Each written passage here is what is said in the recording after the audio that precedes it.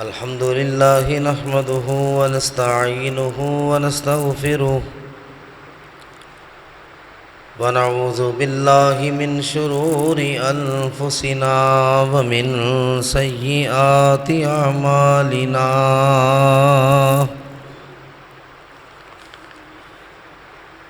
من يهده الله فلا مضل له ومن يضلل فلا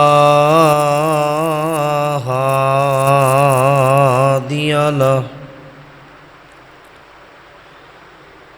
ونشهد أن لا إله إلا الله وحده لا شريك له ونشهد أن محمدًا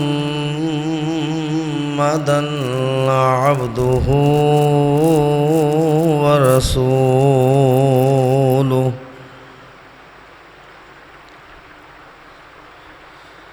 إن الله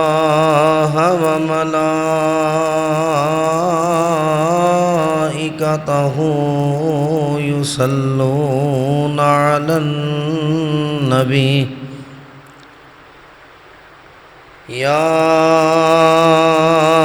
أيها الذين آمنوا صلوا عليه وسلموا تسليما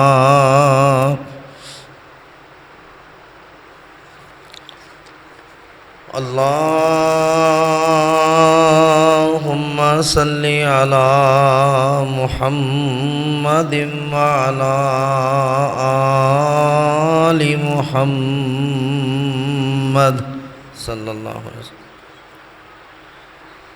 كما صليت على إبراهيم وعلى آل إبراهيم إنك حميد مجيد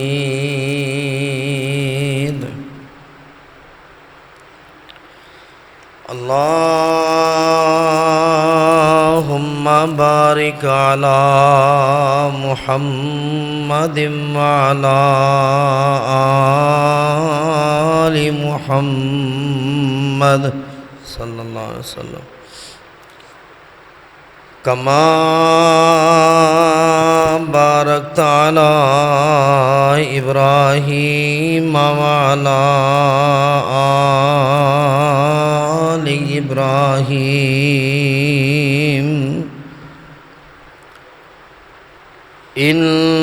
إنك حميد مجيد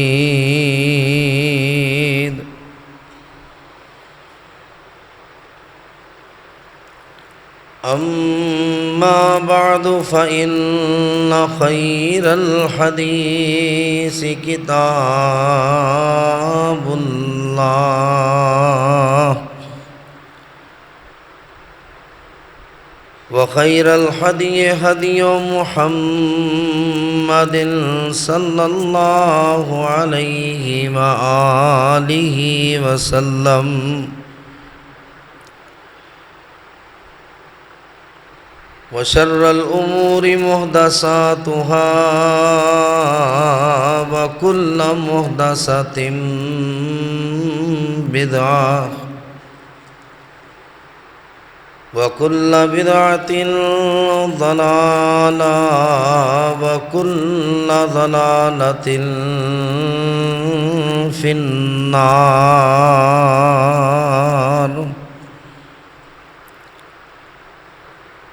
أعوذ بالله السميع العليم وبوجهه الكريم وسلطانه القديم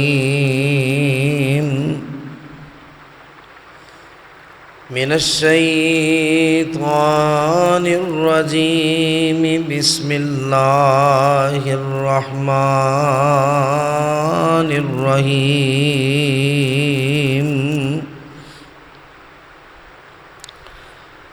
ربنا إننا سمعنا مناديا ينادي للإيمان أن آمنوا بربكم فآمنا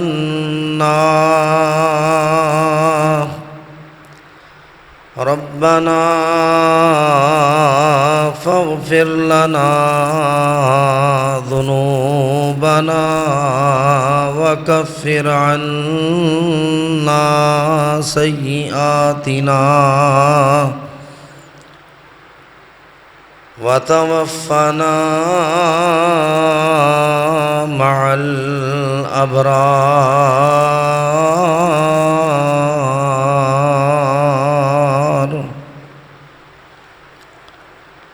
صدق اللہ العظیم۔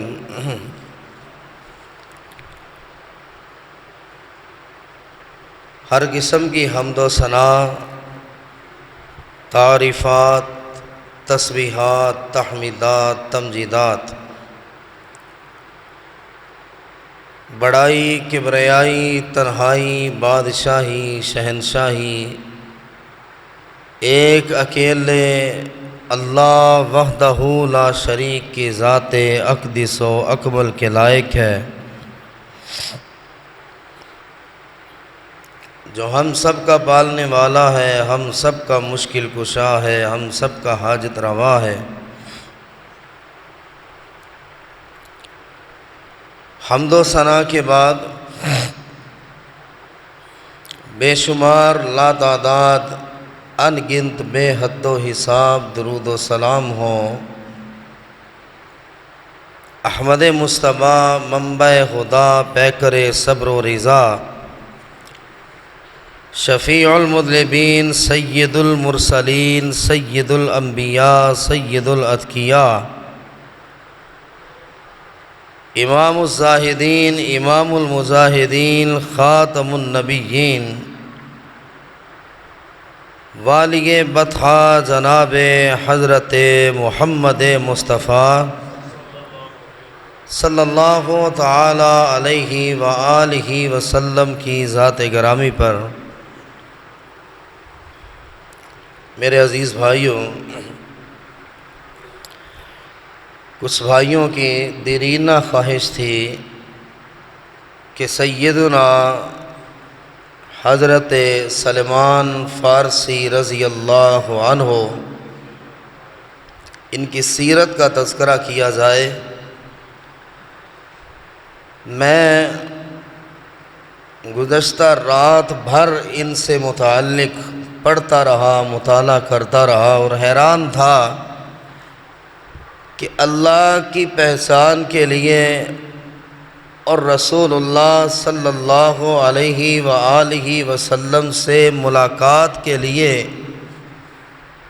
اس مسافر نے کس قدر تکلیف دہ سفر کیے، کتنا انتظار کیا، اور نبی علیہ السلام سے ملاقات کے لیے کتنوں کی غلامی میں چلے گئے، خدمتیں کرتے رہے، غلام بنے رہے اور رب سے یہ دعا مانگتے رہے، اللہ آخری نبی سے میری ملاقات کروا دے۔ حضرت سلمان فارسی رضی اللہ تعالی عنہ رسول کریم علیہ السلام کے چہیتے اور محبوب اصحاب میں سے تھے، اور ابتدائی طور پر ان کا جو مذہب تھا زردشتی مذہب، یعنی آپ کہہ لیں آتش پرست تھے، آگ کی پوجا کرنے والے، اور ان کے والد بہت بڑے زمیندار تھے۔ زمینوں کی حفاظت وہ خود کرتے، کھیتی باڑی وہ خود کرتے، اناج خود بوتے، فصل خود کاٹتے۔ حضرت سلمان فارسی رضی اللہ تعالی عنہ لوگوں میں مشہور تھا، جیسے لڑکیوں کو گھروں میں رکھا جاتا ہے، سیدنا سلمان فارسی رضی اللہ عنہ کو لڑکیوں کی طرح گھر میں رکھا ہوا، باہر بازاروں کا علم ہی نہیں تھا، کون سا محلہ کون سا بازار کہاں جا کے ختم ہوتا ہے، ہمارے علاقے کی سرحدیں کون سی ہے، گھر سے باہر کیا ہے انہیں پتہ نہیں ہوتا تھا۔ اور باپ نے ایک ہی ذمہ داری لگا رکھی تھی کہ آتش کدے سے آگ بجھنے نہ پائے، ہر وقت تم نے آگ جلائے رکھنا ہے اور اس کی عبادت کیے رکھنا۔ حضرت سلمان فارسی رضی اللہ تعالی عنہ، ان کا نسبی تعلق جو ہے وہ اصفہان کے ملک آب الملک سے تھا، اور مجوسی نام ان کا مابا تھا۔ اس کے علاوہ نبی علیہ السلام نے ان کا نام سلمان رکھا، اور سلمان الخیر ان کو لقب دیا گیا تھا۔ اور سلسلہ نسب مابا ابن بوز خشان بن مورسلان بن یہوزان بن فیروز بن سہرک تھا۔ اب قبول اسلام سے پہلے جیسے کہ بتا چکا ہوں کہ ہر وقت آتش کدے میں آگ جلا کر رکھنی ہے، اور ایک دن باپ کو کوئی ایسی ضرورت پیش آئی کہ انہوں نے حضرت سیدنا سلمان فارسی رضی اللہ تعالی عنہ ان سے کہا کہ آج زمینوں پہ تم چلے جاؤ، میں کہیں کسی اور کام سے جا رہا ہوں۔ یہ پہلا موقع تھا سیدنا سلمان فارسی رضی اللہ تعالی عنہ اپنے گھر سے باہر نکلے۔ تاریخ میں عمر کا اختلاف کئی جگہ پہ ملتا ہے، کسی جگہ پر آپ کی عمر 120 برس ہے، کسی جگہ پر 300 برس بھی عمر ہے۔ ایک روایت اس طرح آتی ہے 150 سال گزار دیے اللہ کے رسول علیہ السلام کی تلاش میں، اور اسلام لانے کے بعد 150 برس یہ زندہ رہے۔ رسول کریم علیہ السلام کے یہ صحابی اب باپ کے جانے کے بعد جب زمینوں کی طرف جا رہے تھے تو راستے میں عیسائیوں کا عبادت خانہ انہیں نظر آیا، رک گئے اور دیکھنے لگے کہ ان کی عبادت کا طریقہ کیا ہے۔ دیکھتے رہے دیر ہو گئی، لیکن دل کے اندر یہ سوچتے رہے کہ میں آگ کی عبادت کرتا ہوں، میری عبادت سے بہتر تو یہ عیسائی عبادت کرتے، یار اللہ کو تو یہ پکارتے ہیں، ایک انداز ہے، ایک اسلوب ہے، ایک طریقہ ہے، میں کیا خود ہی آگ جلاتا ہوں، جب آگ ٹھنڈی پڑتی ہے پھر اسے تیز کرتا ہوں، یہ کیا بات ہے۔ گھر واپس آئے تو باپ نے پوچھا کہاں رہ گئے، کہا ابا جان آج ہمارے مذہب سے زیادہ بہتر مذہب والوں سے میری ملاقات ہوئی ہے۔ کن سے؟ عیسائی پادریوں سے۔ ابا جان مجھے وہ مذہب بڑا اچھا لگا، اب یہ اللہ کی تلاش شروع ہو رہی ہے، رب کے نام کی تلاش شروع ہو رہی ہے۔ ابا جان وہ مذہب بڑا اچھا ہے، کیا آگ کی عبادت کرتے، کیا آگ کو پوجتے۔ باپ نے ڈانٹا ڈپٹا کہ تم اس طرح کا خیال کبھی اپنے دل میں لانا ہی نہیں، اور اس نے کہا ہمارا جو مذہب ہے عیسائیت سے بہتر ہے۔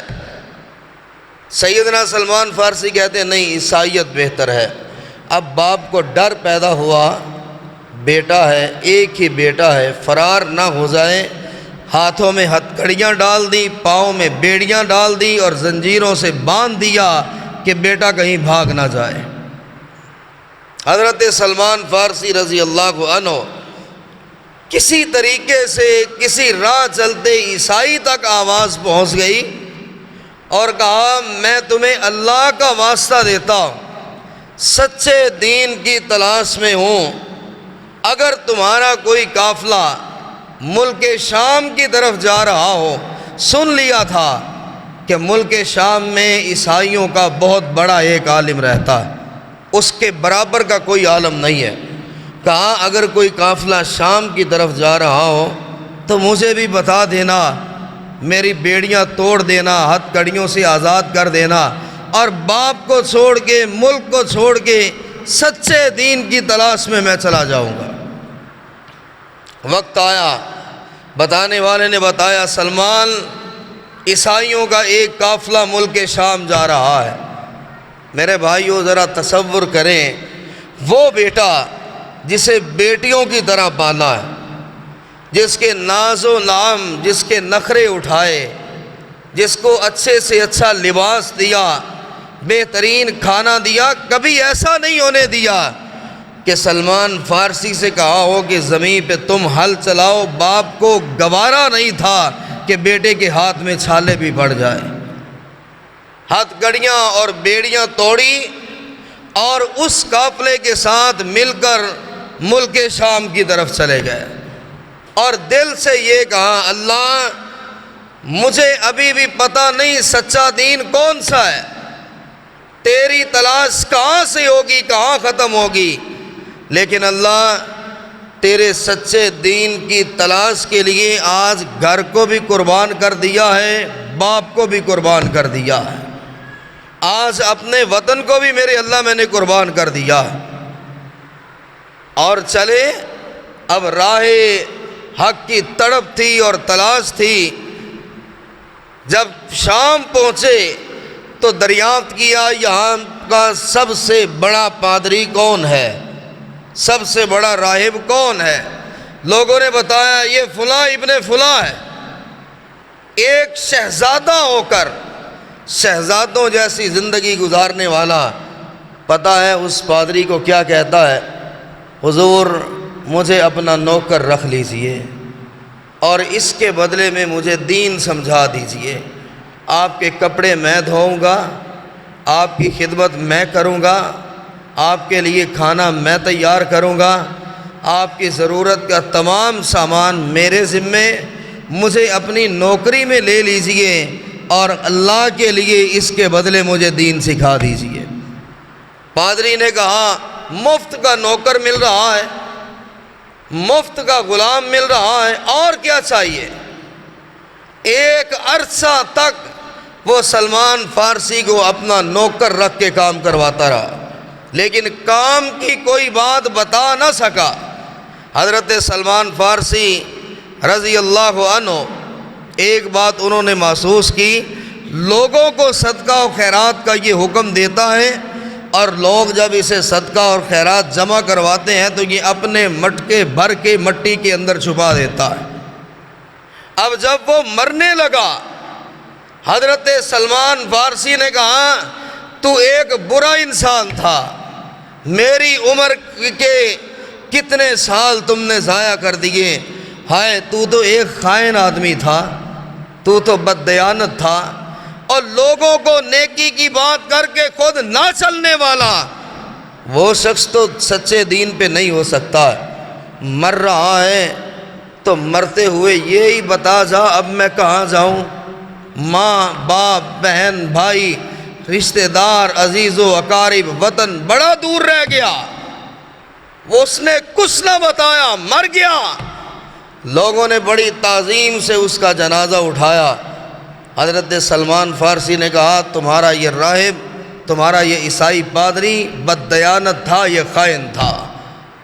انہوں نے پکڑ لیا، ہمارے عالم کے بارے میں ایسا کہا ہے، کہا فلاں فلاں جگہ پہ سونے کے مٹکے اس نے زمین کے اندر دبائے، اور جب نکالے گئے تو انہوں نے کہا سلمان تم صحیح کہتے تھے، اور اس مرے ہوئے راہب کو انہوں نے درخت کے ساتھ لٹکا کر پھانسی پہ چڑھایا تھا۔ حضرت سلمان فارسی روئے جا رہے۔ قبیلے والوں نے پوچھا، بیٹے نوجوان تیرا قصور تو نہیں ہے، ہم تو تیرے احسان مند ہیں، تم نے ہمیں بتایا یہ کون تھا، کیوں روتے ہو؟ کہا میری اگلی منزل کون سی ہے، اب کہاں جاؤں، کس کا دروازہ کھٹکھٹاؤں؟ یار دین کی تعلیم لینا چاہتا، اب کہاں جاؤں، کون سے ملک جاؤں، تم مجھے یہی بتا دو۔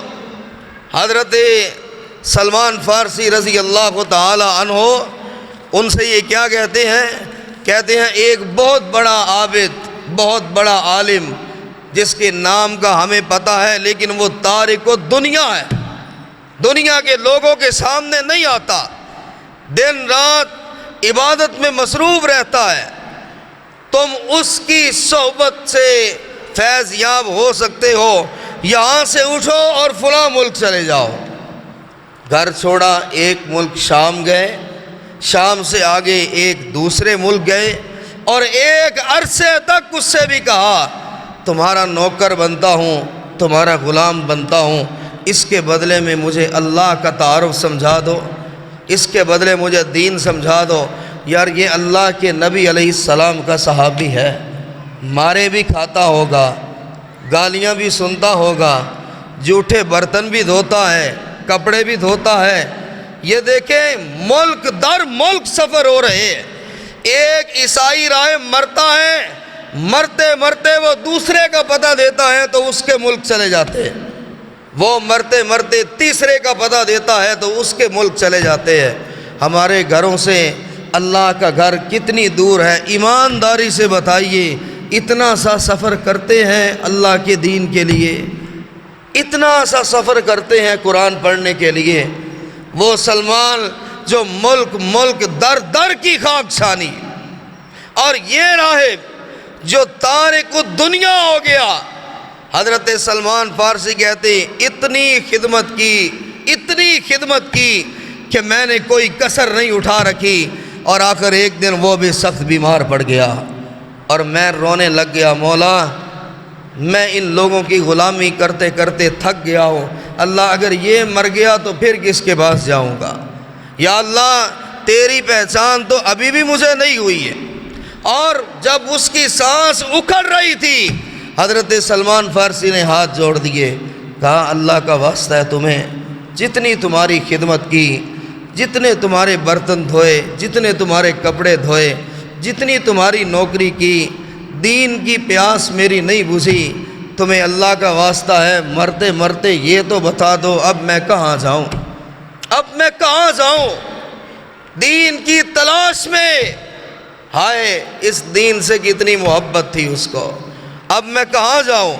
اور وہ عیسائی مذہب کا پیروکار کہنے لگا اللہ کی قسم ہے سچے اور دیانتدار لوگ سلمان کب سے مر کھپ گئے ہوئے ہیں، سلمان عیسائیوں میں سچے اور دیانتدار اور عالم مر کھپ چکے ہیں، جہاں مرضی چلے جاؤ سلمان اب تمہیں ایسا تو کوئی شخص نہیں ملے گا۔ ہاں دین حق کا سچا پیروکار جو تم سے ملاقات ہو سکتی ہے، ایسا کرو موصل شہر چلے جاؤ، وہاں ایک میرا ہم پلہ ہے، جا کے اس کی خدمت کرو۔ چوتھا ملک شروع ہوا، موصل پہنچے اور اس پادری کی موت تک خدمت کرتے رہے، اور کہا مجھے سمجھاؤ سچا دین کیا ہے، مجھے بتاؤ اللہ کی رضا کیا ہوتی ہے، مجھے بتاؤ اللہ کا ڈر کیا ہوتا ہے، میری زندگی گزر رہی ہے، مجھے بتاؤ اللہ نے فرائض کون سے ہمارے ذمے لگائے۔ بات کرتے کرتے وہ اس پادری کے پاس پہنچے اور اس کی خدمت کرتے رہے۔ پادری نے اپنے پاس ٹھہرایا اور بڑی محبت سے پیش آیا۔ پادری نے کہا سلمان جو کچھ میرے علم میں تھا وہ تو میں نے تمہیں بتا دیا، جتنا میں جانتا تھا وہ تو میں نے تمہیں بتا دیا ہے۔ اور اس نے کہا اب موصل کے بعد نصیبین ایک اور اگلا ملک ہے، وہاں چلے جاؤ۔ وہاں تمہیں ایک اور پادری ملے گا۔ ذرا اندازہ کریں زندگی کتنی گزر رہی ہے، ایک ملک اس کے پادری کی موت تک خدمت، اس نے اگلے ملک کا کہا موت تک اس دوسرے پادری کی خدمت، اس نے اگلے ملک کا کہا موت تک اس پادری کی خدمت۔ اب یہ چوتھی یا پانچویں بار نصیبین کا سفر شروع ہوتا اور آپ نصیبین پہنچے اور اس پادری کے پاس کہا میں بڑا تھک گیا ہوں، میں نے کسی پادری کی خدمت میں کوئی کسر نہیں چھوڑی، یار دین کون سا ہے؟ اس نے کہا میرے پاس مقیم ہو جاؤ، مقیم رہو، اور یہاں وہ مقیم رہا اس پادری کی خدمت کرتے کرتے جب اس کی موت کا وقت آیا تو سلمان فارسی رو پڑے، یار میرے نصیب میں ہدایت نہیں ہے، اور کہا تم سے بھی میں مطمئن نہیں ہوا، خدا کا نام ہے تمہاری روحانیت کا قائل ہوں، تم نیک آدمی ہو، بد دیانت نہیں ہو، مرنے سے پہلے اس کو تو بتا دو جو کب سے تمہاری خدمتوں پہ لگا ہوا ہے، کہاں جاؤ؟ اس نے کہا سلمان ایک بات یاد رکھنا، روئے زمین پہ اب تمہیں کوئی عالم نظر نہیں آئے گا، روئے زمین پہ کوئی عالم نظر نہیں آئے گا، سلمان اگر ہدایت چاہتے ہو کھجوروں والی جگہ کا سفر شروع کرو، یعنی مدینہ، ان قریب وہاں پر آخری نبی محمد مصطفیٰ آنے والے، وہ تیری منزل ہے، ان کے قدموں میں گر جانا، وہ کوئی راہب نہیں، کوئی عالم نہیں، سلمان تیرے نصیب کہ جو ہم نے تورات و انجیل میں پڑھا ہے، کھجوروں والی جگہ پہ آخری نبی کے ظہور کا وقت بس قریب آ چکا ہے۔ اور حضرت سلمان رضی اللہ عنہ وہاں سے تیاری کرتے ہیں نصیبین سے، اور مدینہ جانے کی تیاری کرتے ہیں۔ ایک قافلے کے ساتھ ملاقات ہوئی، کوئی پیسہ پاس نہیں تھا، روپیہ اور درہم پاس نہیں تھا، لباس بھی دوسرا کپڑا موجود نہیں تھا۔ قافلے والوں سے کہا یار اگر کوئی کھجوروں والی سرزمین کی طرف جا رہا ہو، یعنی یثرب جا رہا ہو، مجھ غریب کو بھی ساتھ لے جانا، بڑی تکلیفیں برداشت کی ہیں، بڑے لوگوں کی خدمتیں کی ہے، بڑی نوکریاں کی ہے، آس لگ گئی کہ آخری نبی حضرت محمد مصطفیٰ صلی اللہ علیہ وسلم سے ملاقات ہوگی۔ اور اس پادری سے پوچھا کہ تو تورات کا حافظ ہے، انجیل کا حافظ ہے، مجھے بتا تو صحیح میں پہچانوں گا کیسے؟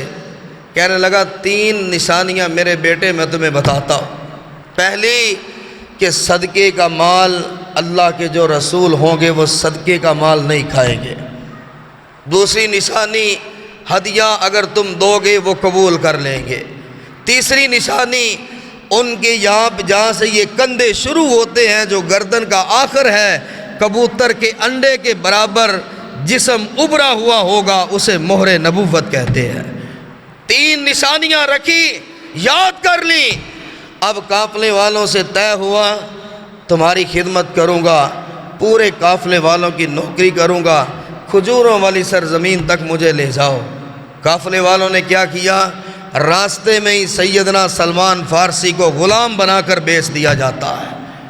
کہا یہ ہمارا غلام ہے، اور غلامی کرتے کرتے غلام بنے وہ انہیں اپنے ساتھ مدینہ منورہ لے گئے، اور سلمان فارسی غلامی کی رسوائی سہتے ہوئے مدینہ پہنچے، مگر ہاتف غیب یہ تسکین دے رہا تھا اور منزلیں اب نہیں ہیں اور تکلیفیں نہیں ہیں، اللہ تیری سننے والا ہے اور وہ قادر ہے۔ وہاں کے لوگوں نے اپنے کسی رشتہ دار کو جو کھجوروں کا باغ تھا حضرت سلمان فارسی کو بطور غلام بیچ دیا۔ اب حضرت سلمان فارسی رضی اللہ عنہ فرماتے ہیں مجھ پہ بڑا ظلم ہوتا، عرب کے لوگ قبول اسلام سے پہلے ظلم کرتے ہی بہت تھے، میں روزانہ کھجوریں اتارتا، ان درختوں کو سینچتا، پانی لگاتا، اور جو بھی میرے مالک سے ملنے کے لیے آتا میں کسی نہ کسی بہانے قریب ہو جاتا، شاید آخری نبی محمد مصطفیٰ کی بات سننے کو مل جائے۔ اور غلام ڈانٹتا، کہ جب بھی میرے پاس آتے ہو، کوئی مہمان آتا ہے تو میرے قریب کیوں آتا ہے؟ حضرت سلمان رضی اللہ عنہ دن ہوتی رات ہوتا اللہ سے دعائیں مانگتے رہتے، اللہ کب یہ مصیبت کے ایام کٹیں گے؟ اور میرے بھائیوں، کسی نے ملک در ملک سفر کیا، اللہ کے دین کو سمجھنے کے لیے پادریوں اور راہبوں کا غلام بن کر جیا۔ قافلے والوں نے غلامی کے اندر بیچ دیا، غلامی قبول کر لی، لیکن دین اسلام سمجھنے کی اور پڑھنے کی آس اور ہمت نہیں ٹوٹی۔ ہمیں تو کوئی غلام نہیں بنانا چاہتا ہے نا، ہمیں تو کوئی نہیں کہتا غلام بنو تو پھر قرآن کا ترجمہ پڑھائیں گے، ہمیں تو کسی نے یہ نہیں کہا فلاں ملک چلے جاؤ قرآن پڑھانے والا تمہیں وہاں مل جائے گا۔ قرآن پڑھانے والے ہر گلی اور محلے میں مل جائیں گے۔ بد نصیبی ہماری، کوئی کئی ملکوں کا سفر کر گیا کہ حضرت محمد مصطفیٰ سے ملاقات ہو جائے، اور کئی 10 میٹر کے فاصلے پہ مسجد ہے، گھر ہے، آنا نصیب نہیں ہوتا ہے۔ اپنے اپنے مقدر کی بات ہے۔ اور ایک دن حضرت سلمان رضی اللہ تعالی عنہ اپنے آقا کی اتنی خدمت کرتے، کسی اور سے ملنے کا وقت ہی نہ ہوتا۔ حرمان نصیب کہ حضرت سلمان کی شب ہجر تمام ہوئی، صبح کا امید کا سورج طلوع ہوتا ہے، یعنی سرکار دو عالم صلی اللہ علیہ وآلہ وسلم ہجرت کر کے مدینہ منورہ تشریف لے آتے۔ اب آہستہ آہستہ ہر طرف باتیں ہو رہی ہے کہ حضرت محمد مصطفیٰ صلی اللہ علیہ وسلم مدینہ آ چکے ہیں، یار کوئی آخری نبی ہے، مکہ والوں نے اسے نکال دیا ہے، مکہ والوں نے اس پر ظلم کیا ہے، یار اس نبی کو مدینہ والوں نے جگہ دی ہے۔ حضرت سلمان رضی اللہ تعالی عنہ فرماتے ہیں، کھجور کے درخت پر چڑھا، میں کچھ کھجوریں ٹھیک کر رہا تھا اور میرا آقا اس درخت کے نیچے بیٹھا ہوا تھا، اور میں کام کر رہا تھا کہ میرے آقا کا چچا زاد بھائی اس کے پاس آیا اور آ کر اسے کہنے لگا، کچھ سنا ہے تم نے؟ کچھ تم نے سنا ہے؟ مکہ سے ایک شخص آیا ہے جو اپنے آپ کو محمد الرسول اللہ کہتا ہے صلی اللہ علیہ وسلم، یار اس نے خاندانوں میں اختلاف کر دیا۔ حضرت سلمان رضی اللہ تعالی عنہ ذرا تصور تو کریں، اس سے پہلے تکلیفیں کتنی اٹھائی، باپ کو چھوڑا، علاقہ چھوڑا، ایک پادری کے غلام، پھر دوسرے کے غلام، پھر تیسرے کے غلام، پھر چوتھے کے غلام، 5 ملکوں میں گئے، چھٹا ملک یہ تھا یثرب۔ کہنے لگے جب میرے کانوں میں یہ آواز پڑی کہ محمد مصطفیٰ صلی اللہ علیہ وسلم ان کھجوروں والی سرزمین پر آ چکے ہیں، میں اپنے قدموں کو کھجور کے درختوں پہ قابو نہ رکھ سکا، پھسلتے ہوئے میں درخت سے نیچے آیا اور میں نے جلدی سے اس سے پوچھا، بھائی کون آیا ہے؟ کس کی بات کر رہے ہو؟ میرا مالک تھا، زناتے دار تھپڑ اس نے میرے چہرے پہ مارا، اور تو ہمارا غلام ہے، تو کیا سن رہا؟ کام کرو۔ کہا چپ کر کے، پھر کھجور کے درخت پہ چڑھا، لیکن کان ان کی طرف تھے اور آنسو بہ بہ کر اللہ کا شکرانہ ادا کر رہے تھے اور کہہ رہے تھے، سلمان تیری مصیبتوں کے وقت اب ختم ہو گئے، اور میں اب اس تلاش میں تھا، اس بہانے میں تھا۔ اللہ مالک بڑا سخت ہے، غلامی کے کام بڑے کرواتا ہے، یا اللہ کوئی میری سبیل بنا دے، حضرت محمد مصطفیٰ کا دیدار کر لوں۔ ایک موقع آیا صلی اللہ علیہ وآلہ وسلم، ایک موقع آیا کہ میں نے تھوڑی سی کھجوریں اکٹھی کی، اللہ کے نبی علیہ السلام اپنے اصحاب میں بیٹھے، میں چھپتے چھپاتے جلدی سے رسول کریم علیہ السلام کے پاس گیا، چہرہ انور کو دیکھا تو میں دیکھتا ہی رہ گیا۔ آقا علیہ السلام نے پوچھا، کون ہو؟ دیکھتے ہی جا رہے ہو، کوئی بات بھی کرو۔ ہمت کو جمع کر کے کہا، اے محمد صلی اللہ علیہ وسلم، آپ آئے ہیں، یہ صدقے کی کچھ کھجوریں لے کر آیا ہوں، قبول کر لیجئے۔ رسول اللہ صلی اللہ علیہ وسلم نے کھجوریں لی اور اپنے اصحاب میں تقسیم کر دی۔ حضرت سلمان رضی اللہ عنہ کہتے میں نے کہا اللہ تیرا شکر ہے، ایک نشانی پوری ہو گئی۔ پھر کچھ دن انتظار کیا، مالک سے آنکھ بچائی، پھر کھجوریں لے کر آیا، پھر اللہ کے رسول علیہ السلام سے ملاقات کی۔ میں نے کہا یا رسول اللہ صلی اللہ علیہ وسلم، یہ ہدیہ لے کر آیا ہوں، حقیر سا تحفہ لے کر آیا ہوں، اسے قبول فرما لے۔ اللہ کے رسول علیہ السلام خود بھی آپ نے تناول فرمائی، اپنے اصحاب میں بھی تقسیم کی۔ میرے دل کو اور ٹھنڈک ملی، سلمان تیری منزل شاید قریب ہے۔ تیسرا موقع، کسی صحابی کو دفن کیا جا رہا تھا، حضرت سلمان رضی اللہ عنہ کہتے آنکھ بچا کر میں بھی آ گیا۔ یا ایک روایت میں ہے اللہ کے رسول علیہ السلام صحابہ میں بیٹھے باتیں کر رہے تھے، اور سیدنا سلمان اللہ کے رسول کے سامنے نہیں آئے، کمر کے پیچھے کھڑے ہیں، کیونکہ تیسری نشانی مہر نبوت کو دیکھنا تھا، جو گردن جہاں پہ ختم ہوتی ہے یہاں پر وہ نشانی تھی۔ حضرت سلمان کہتے میں بے قرار تھا، ہمت بھی نہیں تھی، جرت بھی نہیں تھی کہ اللہ کے رسول علیہ السلام سے فرماؤں حضور ذرا قمیض کو تھوڑا نیچے کرے، میں نے نشانی دیکھنی ہے۔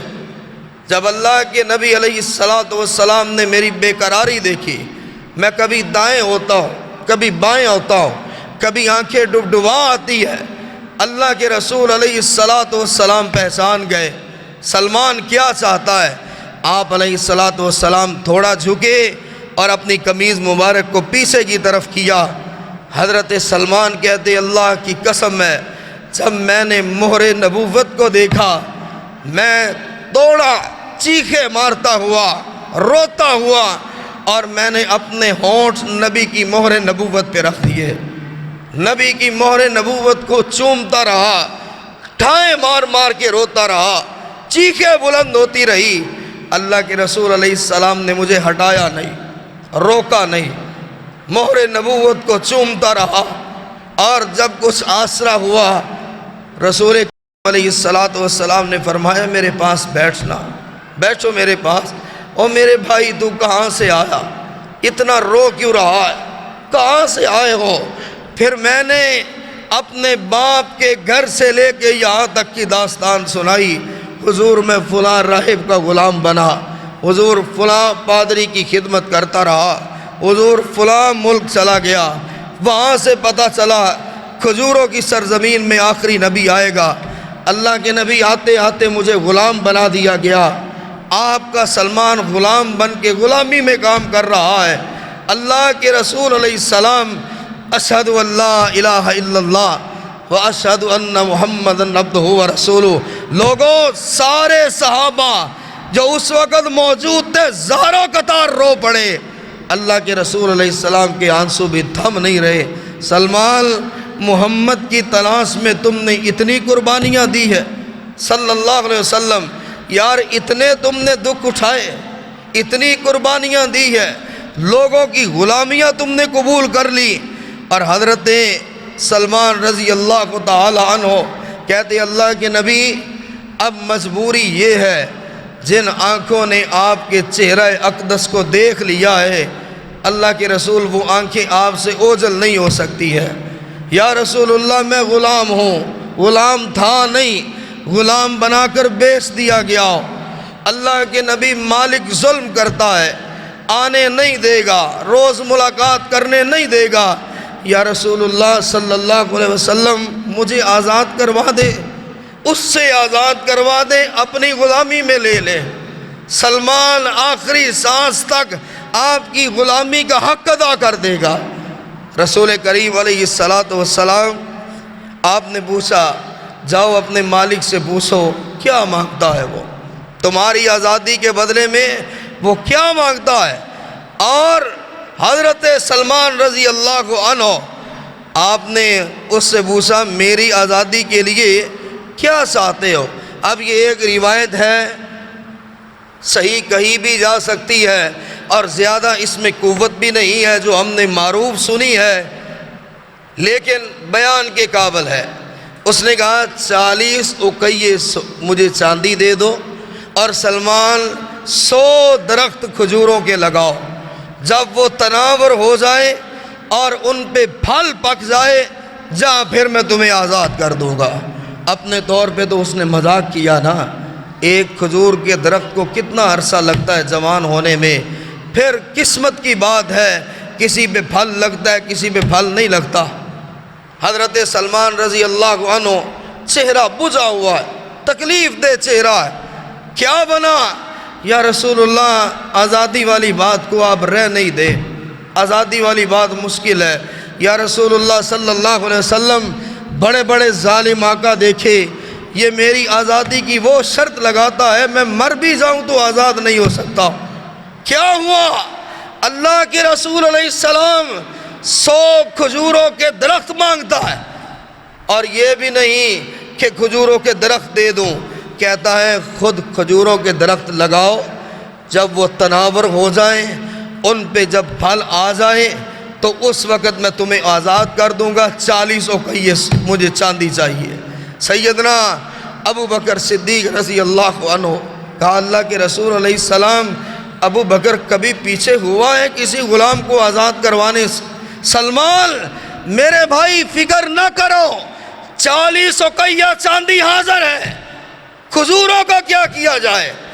اللہ کے رسول علیہ السلام اعلان فرما رہے، اور میرے تمام صحابہ جتنے سن رہے ہو اٹھو، ایک ایک 2 2 3 3 وہ کھجوروں کی شاخیں لے کر آؤ، جس کو جتنی ملتی ہے وہ کھجوروں کے پودے لے کر آؤ، 100 کی تعداد لے کر آؤ۔ جمع کرتے کرتے مغرب ہو جاتی ہے، اب 100 پودا کھجوروں کا پکڑا ہوا۔ اللہ کے نبی علیہ السلام نے کہا تمہارے مالک کی زمین کون سی ہے؟ یا رسول اللہ صلی اللہ علیہ وسلم یہ ساری زمین ہے۔ کہا سلمان ایک ایک کر کے پودا تم مجھے پکڑا، محمد الرسول اللہ اپنے ہاتھوں سے پودا لگائے گا۔ 100 کے 100 پودے صلی اللہ علیہ وسلم۔ حضرت سلمان حیران بھی پریشان بھی، یہ کیا ہو رہا ہے، ماجرا کیا ہے؟ کہا سلمان جب صبح کا سورج طلوع ہوگا نا تو اللہ تمہیں دکھا دے گا وہ اپنے حبیب سے کتنی محبت کرتا ہے اور تجھ سے کتنی محبت کرتا۔ کوئی پودا کوئی صحابی نہ لگائے۔ حضرت سلمان کہتے یوں ایک ایک کر کے میں پکڑا رہا تھا، اللہ کے نبی علیہ السلام بسم اللہ پڑھتے، پودا زمین میں لگاتے اور کہتے اللہ میرے سلمان کو رہائی عطا فرما دے، اللہ تو ہر چیز پہ قادر ہے، تیرے لیے تو کوئی مشکل نہیں۔ صبح کا سورج طلوع ہوتا ہے، حضرت سلمان چیخے مارتے ہوئے اللہ کے رسول کی خدمت میں پاؤں مبارک جا کر چومتے ہوئے کہتے ہیں یا رسول اللہ فدا کا ابی و امی، آپ پہ میرے ماں باپ قربان ہو جائیں۔ صبح کا سورج نکلا ہے، 100 کے 100 کھجوروں کے پودے تناور درخت بنے ہوئے ہیں اور کھجوروں کے پھل سے لدے ہوئے ہیں۔ کہا جاؤ اپنے مالک سے کہو کہ اب آزاد کرتا ہے۔ مالک بھی حیران، کہا سلمان جاؤ میں نے تمہیں آزاد کیا، اب آزادی میں رہ کر صرف غزوہ بدر اور احد میں حضرت سلمان فارسی شامل نہیں ہوئے، باقی تمام غزوات میں شامل۔ اور یہ رسول اللہ صلی اللہ علیہ وآلہ وسلم کے وہ صحابی ہیں جنہوں نے غزوہ خندق کے موقع پر بتایا تھا کہ حضور ہمارے زمانے میں اگر اس طرح چاروں اطراف خندق کھود دی جائے تو دشمن پھر اس طرح قریب نہیں آتا۔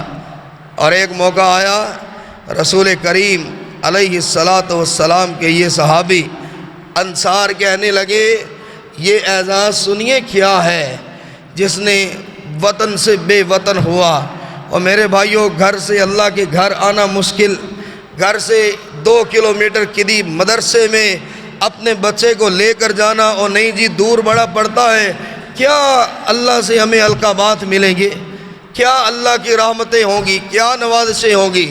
وہ دیکھے نا جس نے آدھی زندگی گزار دی سفر میں، ایک بار مہاجرین و انصار آپس میں جھگڑ پڑے، مہاجرین کہنے لگے سلمان ہمارا ہے، انصار کہنے لگے نہیں نہیں سلمان ہمارا ہے۔ اللہ کے رسول علیہ السلام مسکرائے، آپ اٹھے اور فرمایا سلمان نہ تمہارا ہے نہ تمہارا ہے، سلمان محمد کا ہے، محمد کے اہل بیت کا ہے صلی اللہ علیہ وسلم، اور تم کہتے ہو ہمارا ہے۔ میں سلمان کو اپنے اہل بیت میں شامل کرتا ہوں۔ اس کی قربانیاں تو دیکھو کتنی ہے، اور اس نے قربانیاں کتنی دی ہے۔ حضرت سلمان رضی اللہ تعالی عنہ وہ جود و سخا کہ زندگی بھر کوئی پیسہ اپنی جیب میں ٹکنے نہیں دیا، جو آیا اللہ کے راستے میں دے دیا۔ ایک صحابی حضرت سلمان فارسی کے سامنے رونے لگ جاتا، اور حضرت سلمان فارسی حضرت عمر رضی اللہ عنہ کے دور میں شاید مدائن کے گورنر تھے، اور وہ صحابی کہتا ہے سلمان یار تنکوں کی جھونپڑی میں رہ رہے ہو، کیسے گزارا کرتے ہو، گورنر ہو، یار مجھے اجازت دو، میں عالی شان تمہارے لیے گھر بناتا ہوں۔ کہا نہیں مجھے گھر کی ضرورت نہیں۔ کہا سلمان اجازت دو، رہنے کے قابل جو گھر ہے وہی بنا دو۔ کہا نہیں اللہ کی قسم ہے، دنیا کے سارے گھروں کے بدلے میں تو میں نے رب سے آخرت کا گھر لیا ہوا، میں نے اللہ سے وعدہ کیا ہے دنیا کا گھر تنکوں کا ہی صحیح، لیکن اللہ مجھے آخرت کا گھر چاہیے۔ حضرت عمر رضی اللہ عنہ کے دور خلافت میں یہ مدائن کے گورنر تھے، اور حضرت عثمان رضی اللہ عنہ ان کے عہد خلافت میں بیمار پڑے۔ سعد ابن ابی وقاص رضی اللہ عنہ عیادت کو آئے تو رونے لگ گئے۔ حضرت سعد بڑے پریشان، سلمان تم رو کیوں رہے ہو؟ کہا رو اس لیے رہا ہوں، اللہ کے رسول علیہ السلام نے آخری الفاظ یہ فرمائے تھے دنیا سے بچنا، دنیا سے بے رغبتی کرنا۔ ہائے سعد تمہیں پتہ ہے دنیا پھر بھی ہمارے قریب آ گئی، تمہیں پتہ ہے دنیا کے کسی نہ کسی معاملے میں ہم پھر بھی جکڑے گئے۔ رو اس لیے رہا ہوں کہ محمد کریم صلی اللہ علیہ وسلم یہ نہ فرمائے کہ میں تمہیں دنیا داری سے روک کر گیا تھا۔ یار دنیا داری بھی کس طرح، اگر تنکوں کی جھونپڑی بنائی ہے تو اس میں دنیا داری کیا ہے؟ ایک مٹی کا پیالہ ہے، اسی میں پانی پیتے ہیں، اسی میں کھانا کھاتے ہیں، مجھے بتائیں دنیا داری کیا ہے؟ جو صحابی مٹی کا ایک پیالہ رکھ کر اسی میں پانی پیے، اسی میں روٹی کھائے، وہ بھی دن میں کئی بار آنسو بہائے کہ ہائے دنیا میرے قریب نہ آ جائے، اللہ مجھ سے سوال نہ کر لے۔ ہمارے گھروں میں مٹی کے پیالے نہیں ہیں، مٹی کے گلاس نہیں ہے، ہم ایک ہی پیالی میں پانی نہیں پیتے، اسی پیالی میں کھانا نہیں کھاتے، ہم میں سے کسی کا گھر تنکوں کا بنا ہوا نہیں ہے۔ پھر بھی اللہ کی اگر ناشکری کریں تو مجھے بتائیں انجام کیا ہوگا۔ حضرت ابو ہریرہ رضی اللہ تعالی عنہ گزر رہے تھے اور بکری کا گوشت بھنا ہوا تھا، کہنے لگے ابو ہریرہ آ جاؤ ہماری دعوت قبول کرو۔ ابو ہریرہ رونے لگ گئے، کہنے لگے سید الانبیاء نے پوری زندگی میں ایک موقع بھی ایسا نہیں آیا کہ بکری کا اتنا گوشت مل جائے کہ ایک بار آپ پیٹ بھر کے کھا لیں۔ ابو ہریرہ کیسے کھا سکتا ہے؟ جس نبی نے کبھی پیٹ بھر کے نہیں کھایا اس نبی کا امتی کیسے کھائے؟ کہا اللہ کے بندوں رب کے راستے میں دے دو اگر اللہ سے اجر چاہتے ہو۔ جو انسان اللہ کے دین کی تلاش میں نکلے، گھر سے مسجد تک آ جائیں، سلمان کو سلمان الخیر کہا گیا، سلمان کو اہل بیت میں شامل کیا گیا، اور سلمان رضی اللہ عنہ قرآن نے گواہی دی اللہ اس صحابی سے راضی ہے۔ یعنی گھر سے نکلنا، اللہ کے دین کے لیے کوئی تکلیف اٹھاتے ہیں تو اللہ قیامت کے دن درجات بھی اتنے بلند کرتا ہے۔ اللہ مجھے اور آپ کو سمجھنے کی توفیق عطا فرمائے۔